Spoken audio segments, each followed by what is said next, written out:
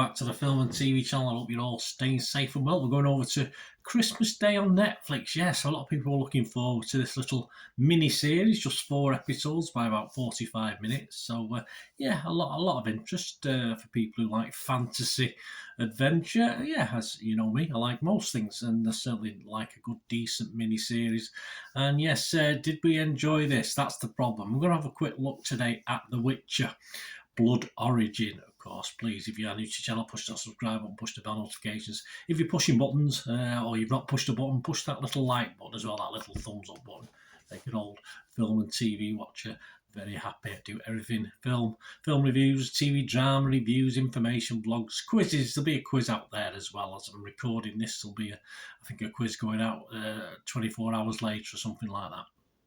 Right, The Witcher Blood Origin. Let's have a look at this, and I'll tell you now, it's not been very kindly received by most people. Created by Declan de Barra and Lawrence Schmidt-Hissrich, adapted from the Witcher book series by Andrzej Sapkowski. Serves as a prequel, of course, to The Witcher. The series premiered on December the 25th, 2022. I'm sure some people probably... Does it work from midnight? I'm sure Christmas Eve midnight. I'm not sure what time Netflix post them on. I've never been up that late to look, but fairly early, because I have been on Netflix early. And they have been on, so I wonder if it was like when games come out, you go and queue up at the shop. I'm sure a lot of people might have tuned in for this one. How they received it, well, we'll see in a minute. So there's 4 episodes, and Joe Public themselves, a Rotten Tomatoes audience. It's no breakdown of the scores, but they're coming up with a flat 8% positivity. Just 8, a single 8% positivity. Internet Movie Database, Joe Public, over 9,600 reviews as I'm recording this on the 27th of December, 12 noon UK time, so all percentages and commenters at that time. Internet Movie Database, just 4 out of 10. Not great. A little bit better than Rotten Tomatoes, though. A 44% positivity. So 44 people out of 100 were okay with it. 44 people out of 100 were happy to spend Christmas Day watching this series. And if you look at the Metascore users, that's the other critic site we'll look at, literally 70 people have put a score on there. 0 positive. No one liked it. 2 mixed. And 68 negative. There you go, with an overall score of 0.7 out of 10. So it's not doing too well, is it? Well, it's set 1,200 years before the events of the Witcher television series, so you don't need to have watched that to watch this one. Blood Origin depicts the creation of the first Witcher, as well as the events leading to the conjunction of the spheres.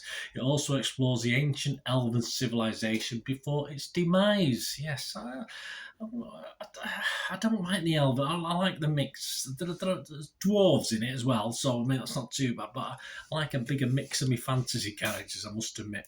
It stars includes Sophia Brown, Lawrence O'Forin, Mirren Mack, Jacob Collins, Levi, Joey Beatty, Zach Wyatt, Lizzie Annis, Hugh Novelly, Francesca Mills, Amy Murray, Minnie Driver, Michelle Yeoh, Lenny Henry, Dylan Moran. Yes, a wide bunch. We'll have more on that in a moment. And what about the critics? The public don't like it very much. What about the critics? Well, not surprisingly, they're more or less siding with the public. Rotten Tomatoes, 23 critics, an approval rating just 38%, so a positivity rating. An average rating a little bit better than everyone else, 5.3 out of 10. So that's not a total disaster, but it's not great either. And if you look at some of the name and shame, or name and blame, or name and acclaim, we've got Brian Lowry. He's from CNN.com. He concluded it was a bit of a snack. Yeah, and I know what he's trying to get at. The Witcher Blood Origin, he says, basically feels like a mildly diverted snack between meals, and 4 episodes, essentially a longish movie. Yeah, so that's a positive from Brian. Dan Jolin, though, from Empire magazine, he wasn't as positive on it. He said it was a bit tacky. He said, with largely flat performances, tacky looking VFX, even tackier looking sets and a risible script. Let's stop this bickering and change the future of elfkind forever. It's more like Battle Beyond the Stars meets Hawk the Slayer. Yes, well said, Empire magazine. Angie Han, she's from the Hollywood Reporter. She's seen the like of this before. I think most of us will have. To quote one of the characters, it's been done to death, she says. The consensus of the website reads, not great, a shallow excavation of ancient lore from Andrzej Sapkowski's fantasy series. Blood Origin shares ancestral DNA with The Witcher, but little of what makes their mothership seems memorable. Again, it's not a lot I'm disagreeing with here. On Metacritic, the other critic site I'm saying we look at, averaging 47 out of 100, so a little bit lower, but we're all around about the 5 mark, aren't we? That's based on just 12 critics, so 2 positive, 8 mixed, and 2 negative. So not a total disaster on Metacritic. They're a bit kinder, the critics on there, and it's scored anywhere between 33 out of 100 and 80 out of 100, so it was liked. Variety's Joshua Alston only give it 40 out of 100 and said, overall, Blood Origin is to The Witcher television show as a slapdash downloadable expansion pack would be to the massively popular Witcher video games. Only competists need apply. Pace Magazine's Joseph Stancia liked it a little bit more, 65 out of 100, and said the result is a short series that feels just as long as it should be, obviously meant to help tide fans of Geralt and Co over to the start of Witcher Season 3, which I'm fairly sure will be a lot better than this. He goes on to say, but Blood Origin does not stand very well on its own or as part of the expanding franchise, managing to focus on some of its least interesting aspects of one of The Witcher's most fascinating pieces of lore. Yes. Positive, but a bit negative there as well. Right, my little thoughts, guys, before we go. I am going to give it a score. I almost didn't, but I think I'm going to give it the basic half, my minimum score, if you like. I don't go any lower than this. If I go lower than this, I don't give something a score. I'm going to give it a 5 out of 10. And it just about crawled over to 5 out of 10. It does have that secondary cheap sort of feel to it than certainly the Witcher series and other series in this genre that have gone before. It is ultimately, it's just the B movie of the miniseries. This is the B, as in a B movie. This is the B movie of the miniseries. It feels very limited. It may have worked better actually for me if it had been animated. It had been actually done as an animation. I think the sort of storytelling was that sort of caliber, if you like, for an average animation. The group of actors, for me, is generally poor to average as far as talent. There are a couple of good performances, of course, from the better names in this, but they're sort of lost amongst the mediocrity that you get in it. I assume by the accents, it's a big mix, as you get with these films, of UK and Irish actors.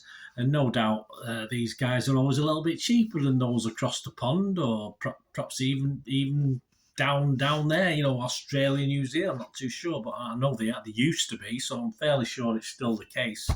So this just leads really to filling the roles for lesser actors, and it gives you a lesser television experience because they're just not good enough. And, Lenny Henry was just missing a sort of comic relief promotion within this film as well. It's not great, especially when you've not got stunning lines or lines that need to be effective, and they're not being got over as well as they should be from quality actors. But that was a bit depressing. And even though we do have this sort of lesser quality in some of the bigger films of the genre, bigger TV series of the genre, it's just so much better done. The action scenes are fine, nothing wrong with them. The effects are adequate in this, nothing wrong with that.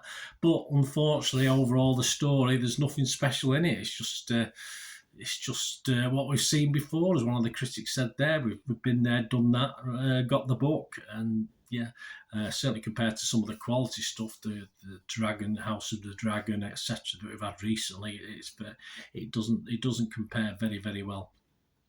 And I think, as one of the critics intimated before, it does not enhance or improve the Witcher franchise in any way. As I say, I'm fairly sure Witcher Series 3 will be much better, Season 3 will be much better than this. As a throwaway fantasy, only 4 episodes, so not too much pain on a Christmas day, or if, like me, you watched it Boxing Day and the day after. It's okay, and that's being kind to it. It was just okay, but I say, as you can see from some of those reviews there, a lot of people didn't really like this, and a little bit certainly disappointing as far as I'm concerned. Let me know what you think, guys. Anyway, great to hear from you. And until we meet again, please stay safe, everyone. Thanks for watching. Bye for now.